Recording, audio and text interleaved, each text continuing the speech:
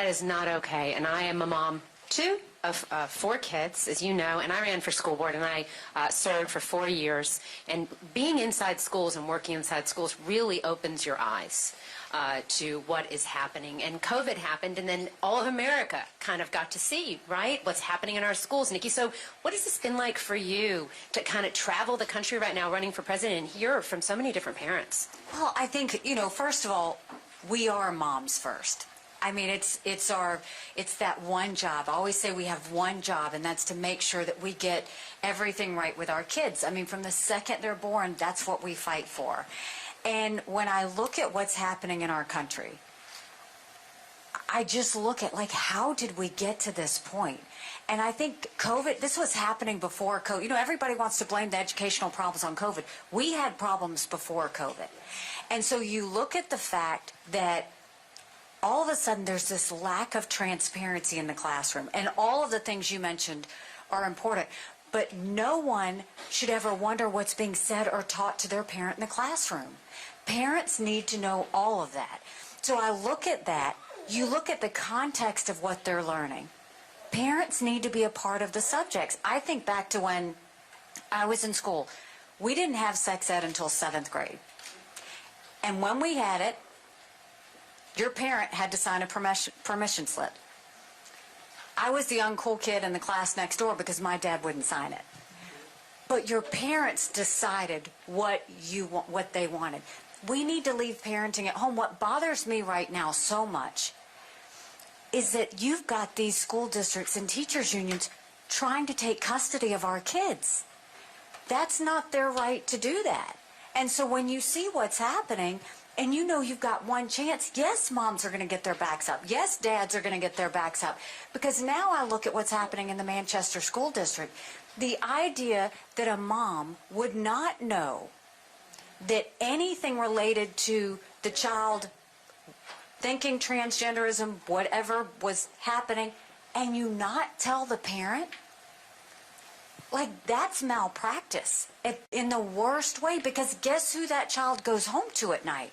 The parents. If the parents don't know how to protect and support that child, in what world do the teachers or any government bureaucrat think that they know better than the parents? That's what's bothering me. That's why I love what Tiffany has done so much. That's why I love Moms for Liberty. This wasn't something that came out of her heart and said, oh, let me do this. This came out of a true cause, a true fight of where we were seeing parents all over the country where suddenly they were masked, they weren't being taught the basics, and you look pre-COVID, 67% of our 8th graders in this country were not proficient in reading or math. We saw a few weeks ago, 80% of our kids are not proficient in history or civics, and now our 13-year-olds are scoring at the lowest levels in decades in reading and math. That's what I want schools to be worrying about, is reading, math, science, history. Not about what gender someone is, not about any sort of moral issues or social issues or anything else. That's not, parents will take care of that. And so they're not doing that. So I want to thank you, Tiffany. Truly, this is a fight that you're fighting every mom's fight. Every mom's fight, because it's that important.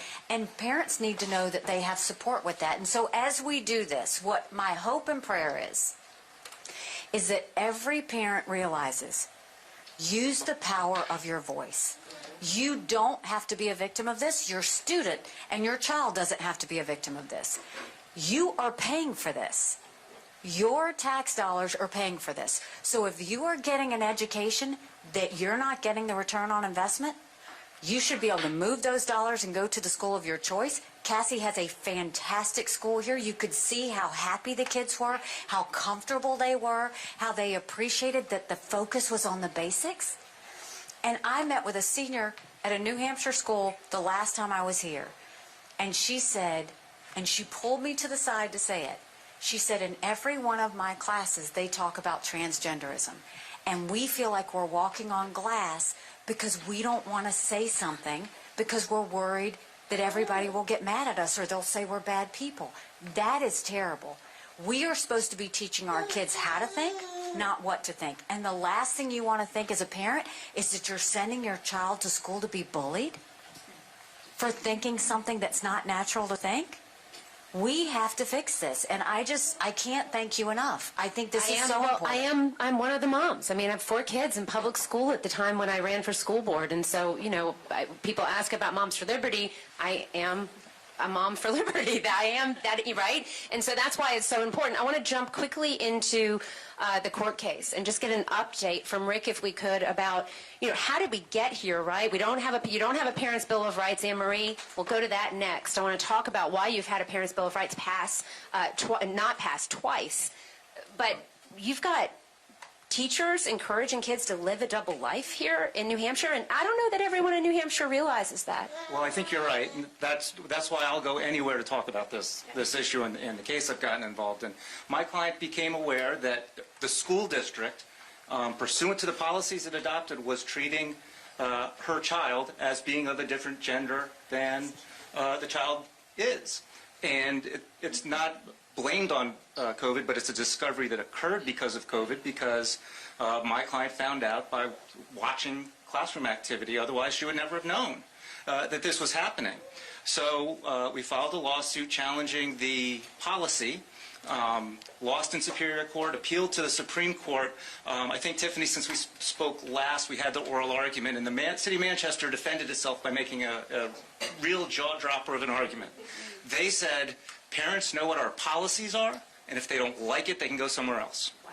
And this is the public school district for the biggest city in the state.